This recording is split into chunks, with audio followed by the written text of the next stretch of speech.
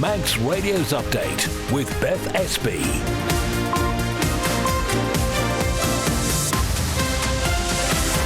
Well, first, my good evening. Welcome to Update here on Manx Radio, your roundup of the day's main news stories. So coming up over the next half hour, we'll be hearing what's been going on in Tynwald today as the November sitting got underway.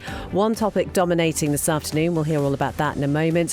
One thing that came up this morning again was the MiCards situation. What is going to happen for those who don't have a bank account for benefits and pensions to be paid into when it's switched off at the end of the year? And on a similar note, with news in the past week that the Isle of Man's mobile branch has been taken off the road, a caller to Mannon Line raised concerns about access to cash over here, and we've got an official response on that. And what do dogs and cathedrals have in common? We'll find out a little bit later. That's all to come before 5:30 here on Update.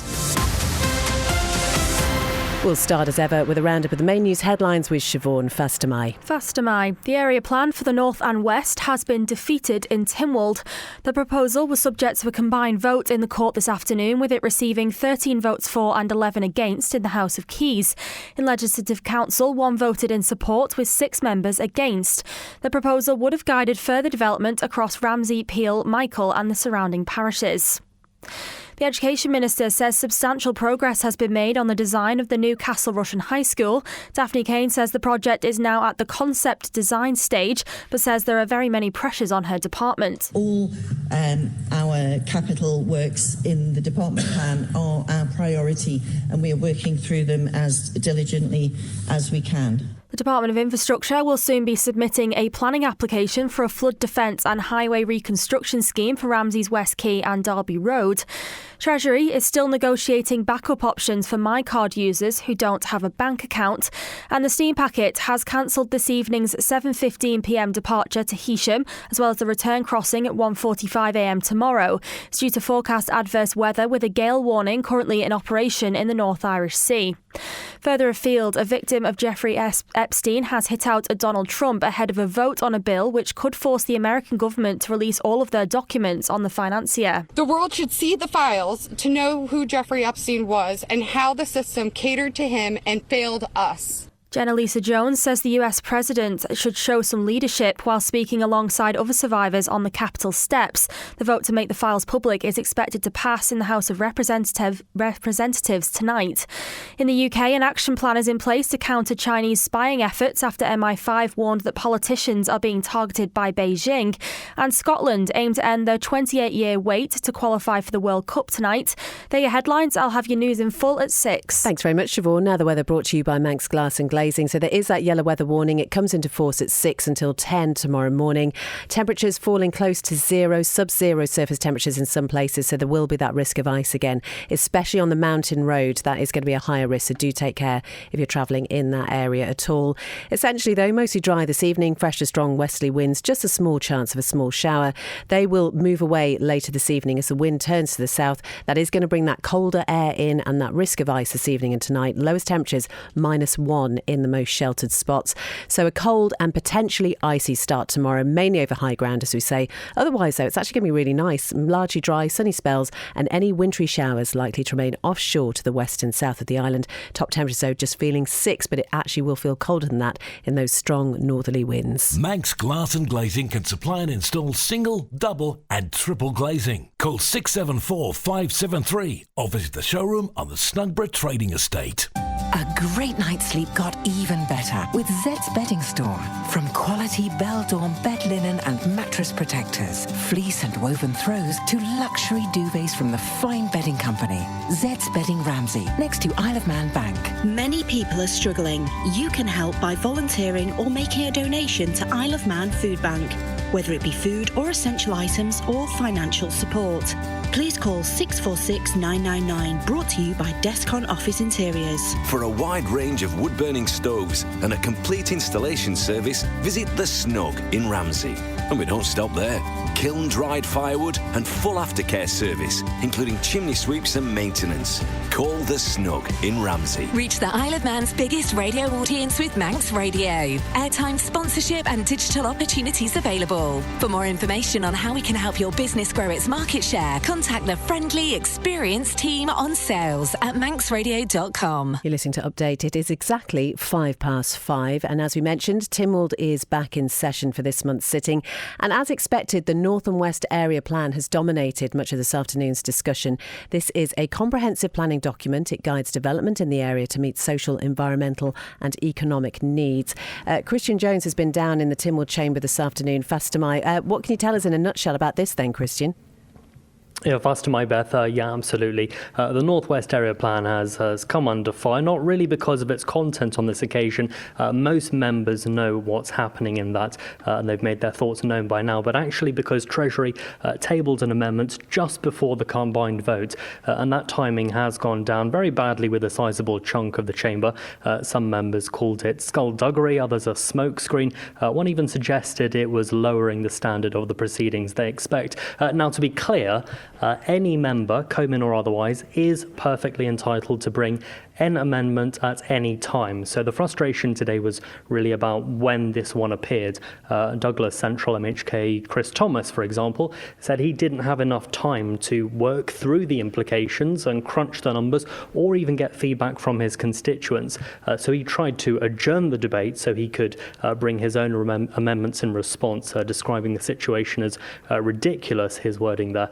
That adjournment attempt ultimately failed, though. So then we moved on to that combined vote. What can you tell us about that then? Yeah, so as we know, last month the government was defeated when LegCo threw out the Northwest Area Plan. Government then asked for a combined vote, which means instead of one chamber being able to block the other, it's just a straight majority across both together. So that vote happened just today, only literally a few minutes ago. Once again, the government was defeated, and it's definitely fair to say this will mark a significant blow for the Cannon administration. So that begs the question, what happens next? I've been speaking to some of the MHKs. Quite an unprecedented vote, actually. If a Northwest Area Plan is to come back to Tynwald, it's very unlikely, arguably almost impossible, that it will return before the next general election. The Cabinet Office will effectively have to start again, back to the drawing board, back to square one, and rework the whole process. So it is probably fair to say this will come as a bit of a shock to the Council of Ministers. Many years of work, consultations, public inquiries, and to a large extent they're all now redundant. And the big thing to watch now is how the government responds from here. So that's obviously been the main issue dominating proceedings. What can you tell us briefly about the rest of the order paper so far then? Yeah, so still far away to go. When I saw the order paper, I said even might just be a single day. Alas, I lost that bet. Looking like we'll be going into a second day, probably a fair chunk of it too. Up next, I think we're due to be hearing from the Health Minister on the autism strategy. And it is tea break time. Have you had a biscuit yet? No, there's no rest for the wicked. Well, no, certainly not. Christian, thank you very much indeed. That's Christian down in the Tynwald Chamber, so we'll keep you up to date with what's happening down there. You can listen in to Tynwald on our DAB channels. You can find it on our website. Something that came up this morning, though, is the fact that Treasury is still negotiating backup options for MiCard users who don't have a bank account. The Minister was quizzed on that topic again this morning during questions. Now, this service, which allows users to pick up their benefits and pensions in cash, is due to be switched off at the end of the year. Dr. Alex Allenson admits delaying that switch off would be more complicated than originally thought. Final discussions with potential providers are ongoing and are close to being finalised, but I can assure the Honourable Member that at least one alternative method of payment will be in place from the beginning of January. The Social Security Division has always had a payment exemption service to ensure that we meet our legal requirements to provide benefits to those in need. Can I just confirm with the Treasury Minister, he said that there's 843 people still using the MiCard, 118 have a bank account, so that means there could be as many as is 725 people who in 5 weeks' time the Treasury are essentially abandoning, because as of this moment in time he cannot confirm to this honourable court that there is an alternative payment mechanism in place. I can absolutely understand his frustration, and I would agree that we've been surprised how people haven't come forward, despite the number of letters being written to them, to explain what they would like to do with the transition. We do have the cheque payment system. What we're trying to absolutely ensure is that people can cash those cheques in a geographic situation which relates to where they live. We also have a cash delivery service that can be instituted, but obviously that will demand the staff to go out to actually provide cash to people. So I can confirm and guarantee that people will be getting their benefits, but it is absolutely important that we try to tailor the payment methods to each individual who needs their pension or the benefits paying in cash because they can't or don't have access to a bank account. Again, the Social Security Division are not deactivating the cards. The current contract we have with Isle of Man Post Office, those automatically are deactivated at certain times. And from what I gather, it would be midnight on the 31st of December. We've gone through the reissuing of MiCards in the past when that's been the case. We've reached out to the Post Office to see whether that deactivation can be delayed, but it seems to be an issue with the overall system itself, and that those cards, if they are going to be used, will have to be not just reactivated but actually completely reissued for people going forward. We had long conversations with them about their long-term sustainability at a time when the Post Office was seeing a number of social changes in terms of people posting less letters but also using counter services far less. That is why we gave an extremely long lead time to the discontinuation of the MiCard service. That's why we have extended it again and again over the last 3 years. But the time has come, with the reduced number of people who are using the service and with the fixed costs, to look at other but more secure and sustainable methods of doing that. That's the Treasury Minister, Dr. Alex Allinson, speaking in Tynwald this morning. It's 11 minutes past 5. We're going to stay in the financial thing now, because last week we heard the Isle of Man Bank confirming its mobile branch Penny was being taken off the road. Now, this van service was introduced in 2015 following the closure of 3 of the island's physical branches. And in a statement to us, the bank said the move was in response to the increasing use of digital banking and aligns with efforts to meet the evolving needs of its customers and industry-wide shifts. It added in the statement, the mobile branch Penny has served our community well over the past 10 years, and our commitment to serving customers across the island remains unchanged. Our digital, telephone and branch services, they say, are available to support all banking needs. Well, with footfall falling by 70%, the bank believes Penny had fulfilled its role, and mobile branch banking is no longer a required service. But one caller to Man in Line after this news broke raised some concerns about this move. Stephen referred to the Treasury Minister's recent call to anyone without a bank account to get in touch to see how they could be helped about the MiCard situation. But actually, Stephen doesn't think that's the only problem. Never mind get a bank account. There's no bank. There is simply no bank accounts from Castletown right up the west coast, right up past all the small settlements on the west coast, through Peel and Ramsey, and no one seems to be caring or asking questions or seeing what can be done. And as I say, Alex Allison is saying, well, let us know if you can't get a bank account. We'll try and help you. But what's the point? There is no banks, there is no banking facilities. But what is interesting, Andy and listeners, is that in the UK, they have, from the Financial Conduct Authority, they have introduced regulations to ensure that remote communities where they don't have access to cash can have access to cash. And I'll read the relevant point. The FCA has introduced new access to cash regulations to ensure free and convenient access to cash across the UK. These regulations implemented under the Financial Services and Market require large banks and building societies to access customer cash.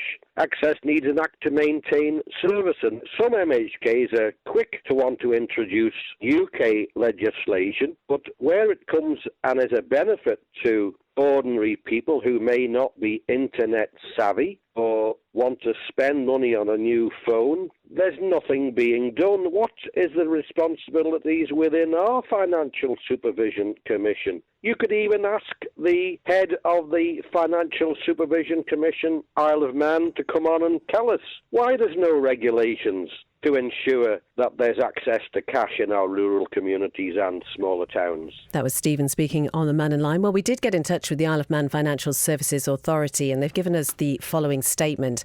The authority continually monitors developments in the island's financial services sector, including the consumer impact and community response to issues such as branch closures and the withdrawal of ATMs. Changes to banking services mainly occur as a result of commercial decisions, with a drop in footfall and a shift towards digital banking often cited as the main reasons behind the closures. The authority's consent is not required for a bank to close or reduce the hours of operation of a regional branch. It goes on to say there's no current equivalent in the Isle of Man to the UK access to cash legislation. The authority continues to work with the Department for Enterprise, which is considering the recommendations in the Access to Cash report in relation to cash and its accessibility across the Isle of Man. And as the island's financial regulator, they say we have a range of tools at our disposal, including the use of voluntary codes, guidance and rulebook requirements. For example, the authority can specify a bank must comply with an applicable code or standard. We have used this in relation to branch and ATM closures and the expectations placed on banks. It is 5:15. So just one more thing from the Tynwald Chamber that came up this morning. So we've been talking about a lot over the past week or so. That was when the Environment, Food and Agriculture Minister welcomed Milan Vet's decision to extend the deadline before it withdraws farm services.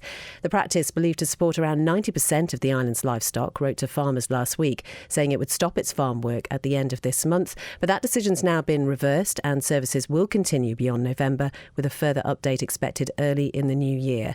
Minister Claire Barber says securing alternative provision as quickly as possible remains essential. Last Monday, my department was made aware of the announcement from Milan Vets regarding the closure of its farm services at the end of November. Upon hearing this news, officers and I were very aware that this would be of great concern for farmers and the wider agricultural community. The loss of any of the island's few large animal veterinary service providers would have a considerable impact on the island's agricultural industry. Any risk to farmers being able to access such services could adversely affect business performance, animal welfare and disease control. We are also acutely aware that access to a veterinary surgeon is a core requirement for certain farm assurance schemes. Since hearing the news, the Chief Veterinary Officer has contacted all veterinary practices across the island to gain a full understanding of the current situation. My department have also been in discussion with colleagues in the Department for Enterprise regarding potential support schemes for new and existing veterinary practices looking to expand into farm work or increase their capacity. In addition, the department has engaged with the Manx National Farmers Union to develop a survey to better understand the needs and requirements of farmers in relation to veterinary services, and this is currently underway. Farms need to be registered with a veterinary practice in order to meet the Red Tractor standards, which is then able to supply into the marketplace. So the Minister indicated there were wider potential repercussions from this. This could affect our food sustainability full stop, could it not? There is unquestionably a number of areas where this would have an impact, not least that without access to livestock veterinary services, it would be almost impossible for people to continue farming. So I cannot impress enough the amount of time and effort that is going in working with the vets. That is the Environment Minister Claire Barber speaking in Tynwald this morning. Manx Radio Travel, driven by Quayside Tyres and Service Centre. So nothing on the police pages, which is always good, but just make sure that you're careful about that yellow weather warning that's coming into force in around about 45 minutes for icy patches, especially over the higher ground this evening and tonight. Looking down at the airport, that's okay. But as we heard in the news, the steam packet has cancelled its 7:15 sailing to Heysham, and so that means obviously the return isn't going either. The first sailing out will be 8 a.m. tomorrow morning. Quayside Tyres and Service Centre with 1 year's free engine warranty from Castrol. Get more with Quayside. Just gone 18 minutes past 5, and a Manx mum who believes every child deserves the right to an education is reflecting on what it means that politicians have backed her call to implement neurodiversity training across all the island's schools. Now, last month, Tynwald unanimously supported this motion, committing to making adaptive and inclusive practice a core part of teacher training. And they've got to come back to the court with a phased timeline for implementations by February next year. Well, Amy asked Nicola Whitlam Beckett, whose Tynwald petition was the basis of this motion, if she thought that was enough time? I think so, yeah. I think they've already made massive strive to improvement anyway. Last November they brought out training for autism. So that's already there in place, but that is voluntary. So I'm just happy now that it's recognised that it needs to be mandatory, consistent, ongoing training. So they have made such headway already. So they do have something in place that they can probably just roll that out and make sure that that is mandatory, consistent and ongoing for everyone. And the motion itself as well, it's calling for the training to have a tangible impact on classroom practice and pupil experience. So for you, what will that tangible difference look like? Children feeling like school is a safe space for them to go to. Children feeling like they are supported, they're heard and their needs are recognised and being listened to, and actually understanding that not every child will learn in the same way. It's not possible for every child to sit at a desk for however many hours a day. We're not all going to learn that way, and recognising the differences within each child and making education available to them as well as all the other students that can sit at a desk and learn that way. So how confident are you then that you will start to see those tangible improvements? I'm really confident. I actually feel excited and proud and grateful that I'm just hopeful as well that this is the start of real lasting change, because they've already got such a large amount of training there to deliver. Yeah, I am confident that it's probably not going to take too much time to get it all rolled out. They did express to me that it was going to start with senior staff and Senkos and then go from there to make sure that every level of teaching training is given to everyone. That's Nicola Whitlam-Beckett talking to Amy there. It's 5:20 and nominations have opened for the 2025 Isle of Man Sports Awards. Now, this is an annual event which celebrates the success and sporting achievements of athletes, teams and officials from the island over the past year. And Rob Pritchard has the details. 12 accolades will be up for grabs, including the coveted Isle of Man Sportsman and Sportswoman of the Year titles. People are now being invited to submit names of those who they think should be in contention for honours at the awards ceremony, which will be held at the Royal Hall at the Villa Marina in Douglas on Thursday, the 26th of February 2026. Among last year's winners, Sir Mark Cavendish scooped the Isle of Man Sportsman of the Year title, as well as the 2024 Lifetime Achievement Award, whilst equestrian star Yasmin Ingham secured the Isle of Man Sportswoman of the Year crown. Elsewhere, sidecar TT champions Ryan and Callum Crowe were named Team of the Year, and Elliot Baxter from the world of cycling won Coach of the Year. The Under-21 Sportsman and Sportswoman of the Year prizes went to athlete Regan Corrin and trials rider Caitlin Adshead, respectively. To be eligible, nominees must be Manx or have resided on the Isle of Man for at least 2 years. The deadline for nominations will be on Sunday, the 14th of December 2025. Details of the categories athletes, officials and teams can be nominated for is available at manxradio.com.